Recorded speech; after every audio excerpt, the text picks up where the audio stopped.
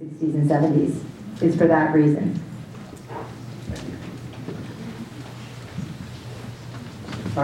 Good evening, Jennifer. Jeff Patel, Leaside Property Owners Association. I'd like to think we're one of the groups that has worked very productively and cooperatively with the city, and will continue to do that, we can assure you. I would like to raise an issue that, well, most of what we talked about tonight is the community kind of against the city, you know, trying to push the city, and sort of against the joint enemy with the developer in that case. But we've got a situation in one specific area in Leaside that is a little bit different. It's where the community and the city need to work together against the common enemy, the province. We also have Metrolinx as the proponent for the major infrastructure project, the Eglinton Crosstown. And there's a couple of stations in Leaside, one at Leaside, one at Bayview. Up to now, we understand that Metrolinx has been very much involved, of course, in tunneling and head walling and building stations, just starting to build stations.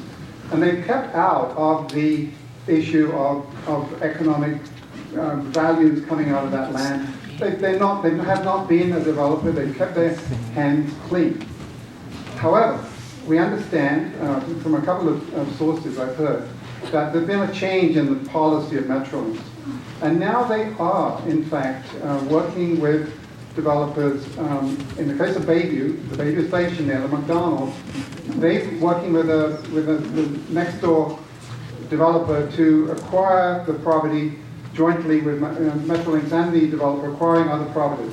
So that potentially allows for, well, in the case of their RFP apparently calls for a 22-story underpinning sufficient for a 22-story building on the southeast corner of Eglinton and Bayview. That's actually a small parcel compared with the northeast corner, and a tiny parcel compared with the northwest corner, the metro side there on the other side. So this is a serious issue for all of us because it means that, and there are extremely interesting, potentially heritage buildings on that stretch in the neighborhood. The quadruplexes built by Henry Howard Talbot in the late 1930s, beautiful Tudor style and Georgian style revival, four plexes. These are endangered as a result of this, but more than that, we're looking at potential for a very, very large structure that is quite out of contact with your Bayview focus area plans approved by council. And unfortunately, of course, the province can override the city, not only through the OMB, but through,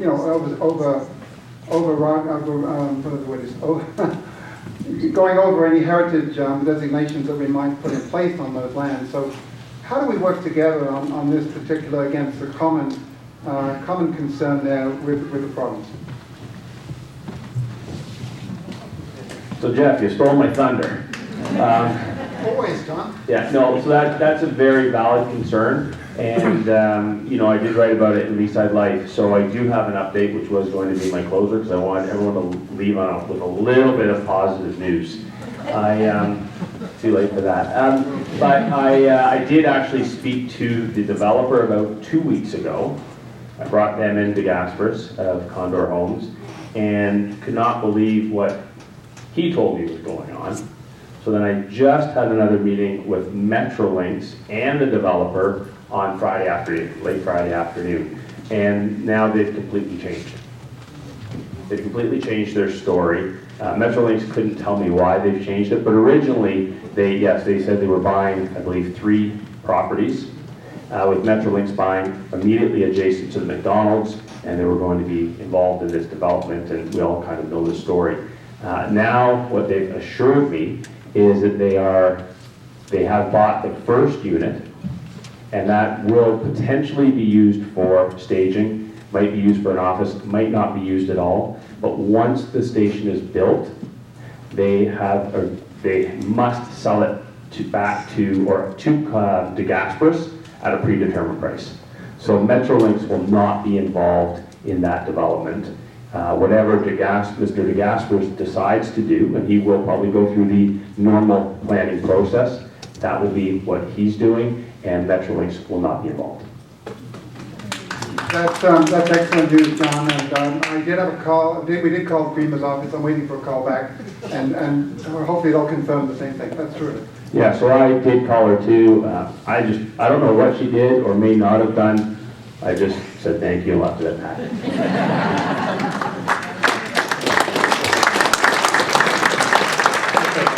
One question, and then I have a question for you. My name is Wayne Roberts. I'm a 14-year resident here in Leaside. I'm so proud to be part of the Leaside community and to see so many people come out to these events. I want to thank Jennifer for coming out again and for all the questions. I don't have a question. I just want to remind everybody in this room that we are in an enviable position in Leaside. The Premier is our MPP. And if you want to apply pressure, John Burnside's a wonderful guy. He doesn't have the juice. He's not going to get it done because the law does not let him get it done. Jennifer is a very articulate woman, very passionate about what she does. She's hamstrung by a planning act that is in the hands of the government. Our MPP is Kathleen Wynne. You want to put the squeeze on somebody, she doesn't get re-elected, she doesn't get to be premier again. So when election time comes around, you remember who's on your side, who's not on your side. And remember that we are in an enviable position to make big change by virtue of her being our girl at Queen's Park. So on that note, thank you, Wayne. Humbling, I'll say that.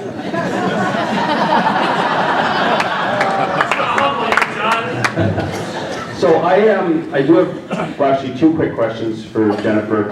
In the Costco development, I was very shocked when I spoke to shocked to learn when I spoke to the transportation department that when they're evaluating a project, they basically give it the green light unless there's going to be total road failure.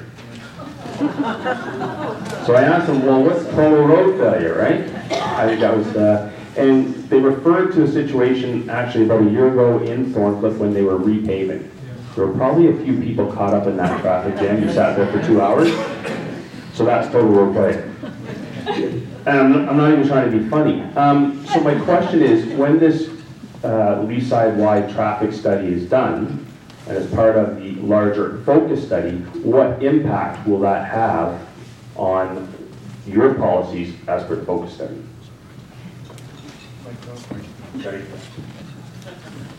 Well, the first thing we're going to have to see is understand what the existing condition is. So we're going to get some data that's going to be very useful.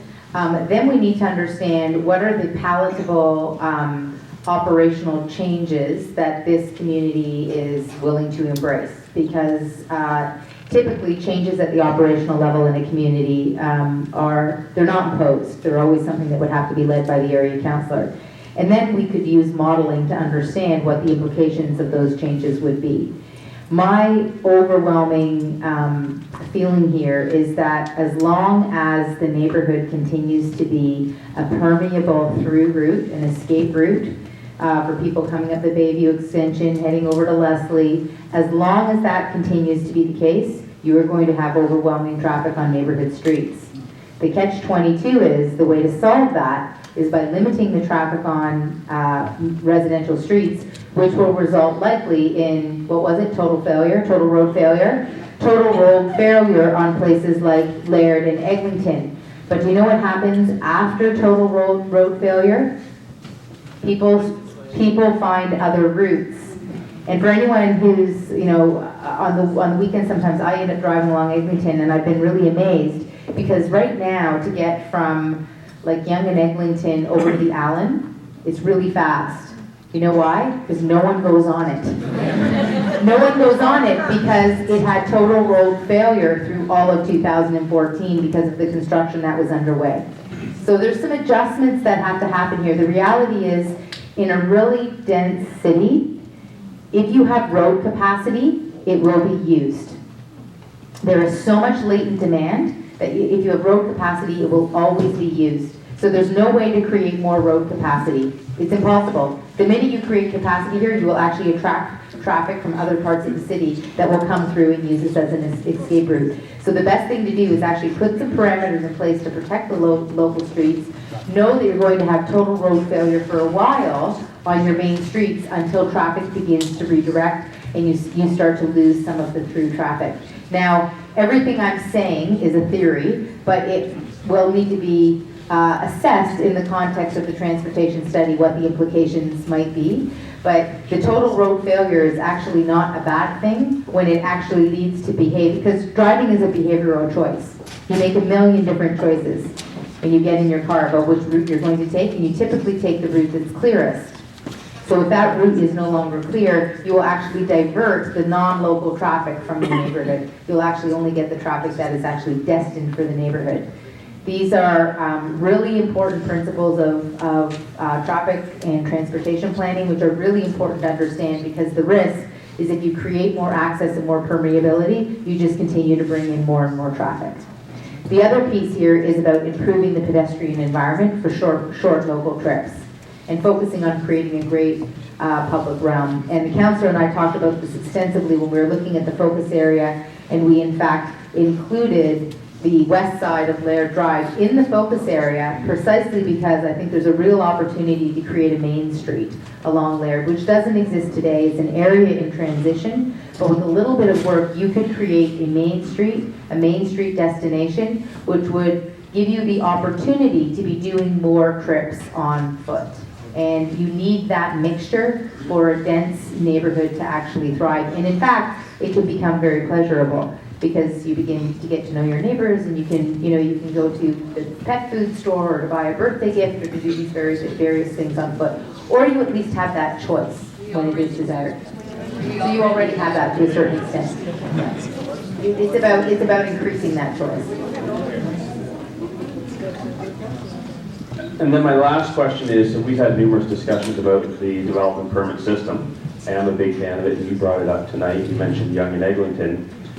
Without asking for a firm timeline, because I know you can't give that, where do you see Leaside as potentially getting in the line? It's the same sort of story, is that there are umpteen number of other communities that may want that as well. Where can we get in the line if we want that?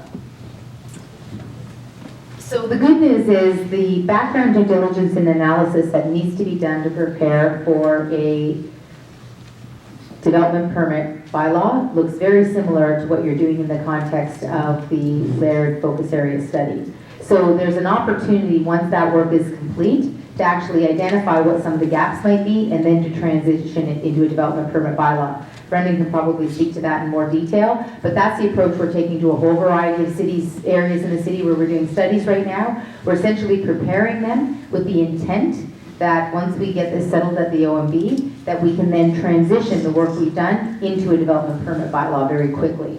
So it could happen, within 3 years.